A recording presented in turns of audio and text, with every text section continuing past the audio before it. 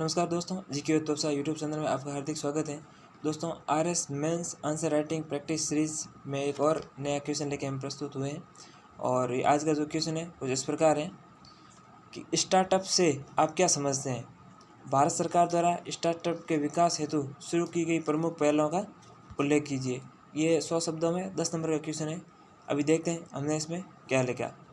तो हमने इस क्वेश्चन की शुरुआत है कुछ इस प्रकार की कि स्टार्टअप से आशय है कि किसी व्यक्ति के दिमागी आइडिया को उद्यम के रूप में स्थापित करना। दूसरे अर्थ में देखें तो स्वयं का उद्यम स्थापित करना। भारत को आत्मनिर्भर एवं बेरोजगार मुक्त बनाने के लिए स्टार्टअप पहल को शुरू किया गया। भारत सरकार द्वारा स्टार्टअप्स के विकास के लिए उठाए गए कदम। अब आगे हम पॉइंट वाइज कदम लिखे हमने।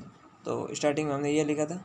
अब हम पॉइंट्स देख लेते आगे हमने क्या लिखा। तो अगले पैराग्राफ में हमें लिखा है कि स्टार्टअप योजना। इसमें हमने लिखा केंद्र सरकार द्वारा 25 क्षेत्रों में स्वयं का उद्यम स्थापित करने के लिए ऋण सुविधा, न्यूनतम ब्याज दर पर, पर्यावरणीय लाइसेंस, विभिन्न प्रकार की कागजी कार्यवाही को सीमित कर एकल खिड़की की सुविधा प्रदान की गई। तो हमने ये लिखा फर्स्ट पॉइंट में।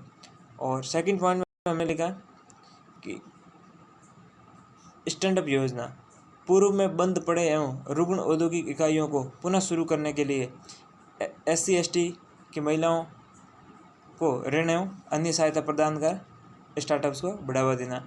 अगले पॉइंट में लिखा हमने नए स्टार्टअप को 3 वर्ष के लिए कर मुक्त किया गया।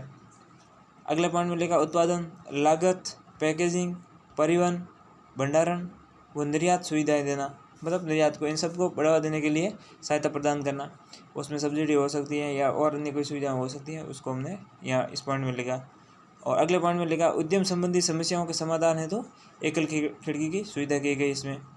और अगले पॉइंट में लिखा नए स्टार्टअप को इंस्पेक्शन से मुक्त किया गया। जो निरीक्षण होता है, इंस्पेक्शन होता है, उस इंस्पेक्शन से छूट दी गई नए जो उद्यम या स्टार्टअप को स्थापित किया गया उनको। और आगे हमने लिखा स्किल इंडिया मिशन। इसमें लिखा स्टार्टअप्स को कौशल प्रशिक्षण देकर उद्यम स्थापित करने में सहायता प्रदान करना। अगले पॉइंट में हमने लिखा मेक इन इंडिया। भारत को विनिर्माण हब बनाने के लिए भारत से निर्माण व भारत से निर्यात को प्रोत्साहन देना। अगले पॉइंट में लिखना हमने लिखा डिजिटल इंडिया। तकनीकी आधारित चुनौतियों का हल निकालने और स्टार्टअप में डिजिटल तकनीक का विकास करने हेतु ये डिजिटल इंडिया हमने लिखा। और आगे हमने लिखा कि निर्मित एवं उत्पादित माल को निर्यात करने हेतु भारतमाला एवं सागरमाला परियोजनाओं का निर्माण किया गया। जो प्रत्यक्ष और अप्रत्यक्ष रूप से देखा जाए तो स्टार्टअप्स को बढ़ावा देने के लिए ही है।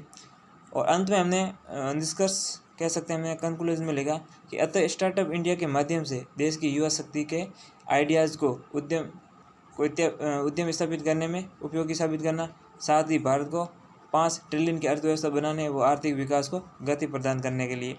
तो इस प्रकार हमने इस क्वेश्चन का जो है आंसर लिखा है। इसमें जो पॉइंट अभी आपने देखे ही। अब आपका स्वागत है, आप बता सकते हैं आप कि क्या सजेशंस हो सकते हैं जो इस क्वेश्चन में हम और इम्प्रूवमेंट कर सकें।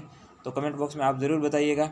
और इसमें और क्या क्या शामिल किया जा सकता था जिससे हमारा अच्छा क्वेश्चन बन सकता था हमने की, जिसमें अपनी तरफ से इतने पॉइंट ऐड किए। ये हमारा पॉइंट ऑफ व्यू है इस क्वेश्चन के प्रति, जबकि आपका भी अलग हो सकता है। तो आप भी अपने सजेशंस हैं वो दे सकते हैं और हमें इसको सुधार कर सकें। सो कोई गलती यहीं करें क्योंकि आरएस मेंस में तो मौका मिलेगा नहीं, इसलिए जो भी गलतियां करके यहाँ से हमें सुधार करके मेंस के हिसाब से आंसर लिखने के लिए तैयार होना पड़ेगा।